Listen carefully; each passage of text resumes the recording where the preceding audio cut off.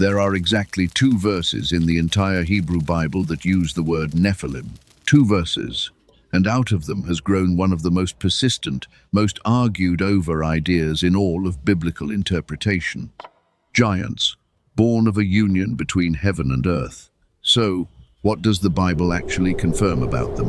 Not what later legend added, not what movies imagined, what the text itself says, and just as importantly, what it doesn't.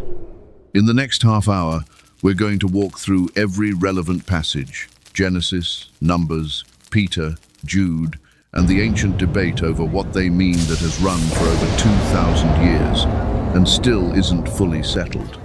Because here's the part most retellings skip. Serious readers of this text have disagreed for centuries about who the sons of God even were. We're going to give you both sides honestly and show you exactly where the evidence is strong and where it runs out. By the end, you'll know exactly what can be confirmed about the Nephilim and exactly where confirmable history ends and legend begins. Let's start where the Bible itself starts, with a single, strange sentence in Genesis chapter 6. And it came to pass, when men began to multiply on the face of the earth, and daughters were born unto them, that the sons of God saw the daughters of men that they were fair, and they took them wives of all which they chose. That's verse 2. 2 clauses. No description of how, no names given, no timeline. Genesis moves on immediately. Verse 3 shifts subject entirely, with God declaring that his spirit will not always strive with man, and setting a limit of 120 years. Most interpreters read that as a countdown to the flood, rather than a new cap of human lifespan, since people continue living far longer than that, later in the same book. Then verse 4.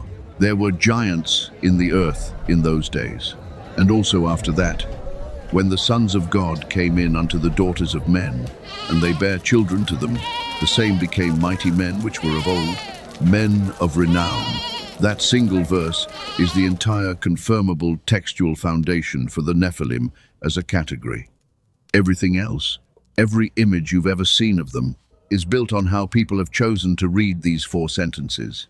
The Hebrew word itself is genuinely debated among scholars, and this is worth being precise about. One common proposal connects it to the Hebrew root nafal, meaning to fall, giving readings like the fallen ones, though the grammar required to get there directly is debated among Hebrew scholars. Others connect the term more broadly to ideas of might, violence, or those who cause others to fall. Essentially, the ones who bring down rather than the ones who fell. What we can confirm with more certainty is translation history. The ancient Greek Septuagint, translated centuries before Christ, rendered Nephilim as gigantes, giants. That's where our English word giants, used in the King James Version, ultimately comes from. So giants is a translation choice with a long and ancient pedigree, not a modern invention, but it's still a translation. Carrying interpretive weight, the bare Hebrew word may not fully settle on its own. What every serious reading agrees on, regardless of etymology, is the second half of verse 4. These were physically imposing, and they became known. Men of renown. The name tells us less than we'd like. The reputation, as we'll see in a later passage, tells us more. Not every serious interpreter reads sons of God as referring to heavenly beings. One long-standing tradition, associated historically with figures like Julius Africanus and Augustine of Hippo, reads it differently. On this view, sons of God refers to the godly line of Seth, and daughters of men refers to the line of Cain, meaning Genesis 6 describes intermarriage between a faithful lineage and an unfaithful one, and a resulting moral compromise, rather than a union between angels and humans. Under this reading, the Nephilim born of these unions are understood as unusually powerful or notorious human offspring, not a distinct part angelic category of being. Supporters of this reading point out that sons of God can, in some biblical contexts, describe faithful humans in covenant relationship with God, and that a strictly angelic reading raises its own theological questions about the nature of angelic beings. This is not a fringe reading. It has a long history in Jewish and Christian interpretation, standing alongside and in real tension with the older tradition we'll examine next. This series won't declare a winner between these two readings. Both remain live positions among careful readers of the text today, and the confirmable Hebrew text itself doesn't settle the question definitively. The older interpretive tradition, reflected in the ancient Greek Septuagint, in the Dead Sea Scrolls, and in most early Jewish and early Christian sources, reads sons of God as referring to heavenly beings. This reading leans on how the same Hebrew phrase is used elsewhere in the Old Testament, most clearly in the book of Job, where it plainly refers to members of God's heavenly court presenting themselves before him. On this reading, Genesis 6 describes a genuine transgression of the created order, heavenly beings crossing into a role reserved for humanity, producing offspring that were, in some sense, both more and less than ordinary. We can confirm this was the dominant reading in the centuries just before and after Jesus' time, reflected in Jewish texts found among the Dead Sea Scrolls, and echoed, as we'll see shortly, in the New Testament itself. Critics of this reading raise a real question in turn. Can non-physical heavenly beings, as Scripture generally describes angels, actually father physical offspring? The text itself does not explain the mechanism on either reading. What we can say with confidence is this. This reading is old, well attested, and was the majority position for a very long stretch of interpretive history, even if it isn't the only one a careful reader can reach from the Hebrew text alone. Whichever interpretive path you take on their origin, the text is specific about one thing: what the Nephilim were known for. The same became mighty men, which were of old, men of renown. Two confirmable claims: physical or martial might, and lasting reputation. The text does not give us their number. It does not name any of them individually. It does not describe a kingdom, a city, or a specific act attributed to them by name. That absence matters. A great deal of popular material about the Nephilim, specific names, specific crimes, specific city names, comes from sources outside the Hebrew Bible, which we'll address directly later in this episode. What Genesis confirms is narrower, and in a way more restrained than the popular image. Powerful, renowned, and then gone from the story almost as quickly as they appeared. Because the very next verses in Genesis pivot immediately to judgment. The flood narrative that follows leaves the Nephilim story, on the face of the text, unresolved rather than concluded. The word Nephilim appears exactly one more time in the Hebrew Bible, centuries later, in a completely different setting. Numbers chapter 13. Moses sends 12 men into Canaan to scout the land the Israelites are preparing to enter. They return with a mixed report: a fertile, abundant land, but also fortified cities and a population they describe as intimidating.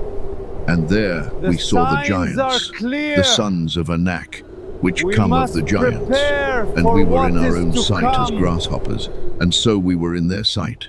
The Hebrew there again uses the word Nephilim, explicitly connecting these sons of Anak to the same term used back in Genesis 6. This is the strongest piece of confirmable evidence in the entire Bible that the term Nephilim was associated, consistently, with unusually large stature. Not metaphor, not political rank, but physical size, remembered as intimidating even by grown men trained for the journey ahead of them. But this verse also opens one of the most debated puzzles in the entire Nephilim question, one we need to address honestly rather than skip past. If the Nephilim, as described in Genesis 6, were destroyed along with the rest of the pre-flood world, and the flood narrative gives no indication any survived outside the ark, how does Numbers 13 describe them centuries later? In Canaan, there are a few explanations serious interpreters have proposed, and it's worth being honest that none is stated explicitly by the text itself. One proposal reads Numbers 13 as using Nephilim loosely, as a byword for giants in general, without claiming direct lineage from the pre-flood beings. much as we might call any exceptionally large person a giant today, without meaning it as a technical genealogical term. Another proposal, drawn from later Jewish tradition rather than the biblical text itself, suggests a second, separate instance of similar unions after the flood. Though this is explicitly extra-biblical speculation, not something Genesis or Numbers states, the honest answer is that the biblical text does not resolve this question for us. It is one of the clearest places where confirmable evidence runs out, and any confident answer beyond this point is interpretation, not fact. What we can confirm is only this: the term, and the reputation for great size attached to it, persisted in Israel's memory for centuries after Genesis 6, regardless of how the two references connect. The Nephilim question doesn't end with the Old Testament. Two short passages in the New Testament are widely understood to reference the same events. 2 Peter chapter 2, "For if God spared not the angels that sinned, but cast them down to hell, and delivered them into chains of darkness, to be reserved unto judgment." The letter of Jude, in almost identical language, describes the angels which kept not their first estate, but left their own habitation, as being reserved in everlasting chains under darkness, unto the judgment of the great day. Neither passage uses the word Nephilim, and neither explicitly names Genesis 6. But the great majority of scholars, across a wide range of theological traditions, connect these verses to that event, given the shared themes of angelic transgression and pre-flood judgment. This is significant confirmable evidence. It shows that within a few decades of Jesus' ministry, at least some early Christian writers understood Genesis 6 through the heavenly being reading we examined earlier, not the Sethite reading. That doesn't settle the interpretive debate on its own, but it does confirm the heavenly being reading has deep, early roots, not just late speculation. One more New Testament passage is regularly discussed alongside these, and it's worth including precisely because it's genuinely difficult, and honesty requires saying so. 1 Peter chapter 3 describes Christ, after his resurrection, going and preaching unto the spirits in prison, which sometime were disobedient, when once the long-suffering of God waited in the days of Noah. This is one of the most debated verses in the entire New Testament. Serious interpreters disagree sharply on what it means. Some connect it directly to the angels of Genesis 6 and 2 Peter. Others read spirits as referring to deceased human beings from Noah's generation, and others read the passage differently still. This series will not resolve a debate that trained scholars themselves have not resolved. We include it here only because it is regularly cited in Nephilim discussions, and it deserves to be named honestly as unsettled, rather than quietly skipped. Almost everything else commonly said about the Nephilim, specific names, a leader called Semjaza, a mountain called Hermon, forbidden knowledge taught to humanity, comes from one source, the Book of Enoch. This is an important fact to confirm clearly. The Book of Enoch is not part of the Hebrew Bible. It is not part of the New Testament canon used by the vast majority of Christian traditions. It was, however, extremely influential in the centuries just before and after Jesus' time, quoted directly by name in the New Testament book of Jude, and found in multiple copies among the Dead Sea Scrolls. So it's not irrelevant to understanding how ancient readers thought about this passage, but it is a different category of source than Scripture itself, and this episode treats it accordingly. Useful historical context, not confirmed fact. One more ancient source is worth confirming directly. The first-century Jewish historian Josephus. In his work, Antiquities of the Jews, Josephus describes beings he calls giants, born of angels who had corrupted themselves by relations with women, and credits them with introducing violence and corrupting the earth before the flood. Josephus was writing history for a Roman audience, not composing scripture, but his account confirms that the heavenly being reading of Genesis 6 was the standard, widely accepted understanding among Jewish readers of his era. That's a genuinely useful historical data point. It tells us how the text was understood at a specific moment in history. It does not, on its own, prove that reading correct. Historical popularity and theological accuracy are two different kinds of claims, and this episode is careful to keep them separate. Before we close, it's worth being just as clear about what the Bible does not confirm as what it does, because a great deal of popular Nephilim content quietly crosses this line. The Bible gives no specific number of Nephilim, no named individuals, no described cities, and no detailed account of a war or rebellion led by them. It does not describe advanced technology, hidden pyramids, or ancient astronauts, ideas found in modern popular media, not in the biblical or even the Second Temple Jewish sources discussed in this episode. It does not state definitively whether they were destroyed entirely in the flood, or explain the Numbers 13 puzzle we discussed earlier. Those remain open questions, not settled facts. However confidently some sources present them. What remains, when the speculation is set aside, is small but solid.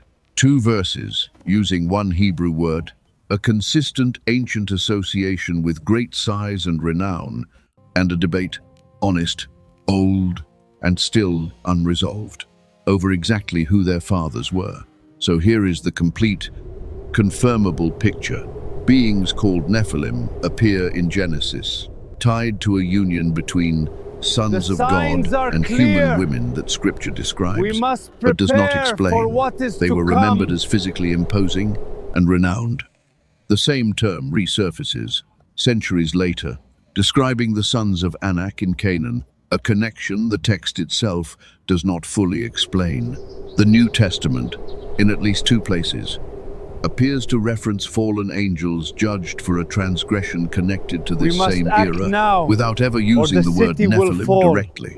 And everything more specific than that, names, mountains, detailed rebellions, comes from valuable but non-canonical historical sources, not from Scripture itself. But the Nephilim's confirmable story doesn't fully end at the flood. The sons of Anak weren't the last giants Israel would remember. Centuries after Numbers 13, Scripture will describe a king named Og of Bashan, the last of the remnant of the giants, and his iron bed measured out in careful, confirmable cubits. Where did he come from? What does his story confirm or complicate? About everything we've just walked through, that's where the next chapter of this investigation picks up. Subscribe and turn on notifications so you're there when we open that file next. Come, sit with me a while. Everyone thinks they already know these stories. Adam, David, Esther, told the same way, by the same voices, so many times, that they stopped feeling like history and started feeling like nothing at all. I did not tell it that way. For years, I searched. Every scroll in this room, every account, every forgotten name history left behind. Ebed-Melech, who pulled a prophet from the mud. Jephthah, and the vow he could not take back. A servant girl, captive in a general's house, who changed his life with a single sentence. 56 stories, in the order they truly happened. Searched, verified, and written the way they deserve to be told. The link is below. Come and read what history almost forgot.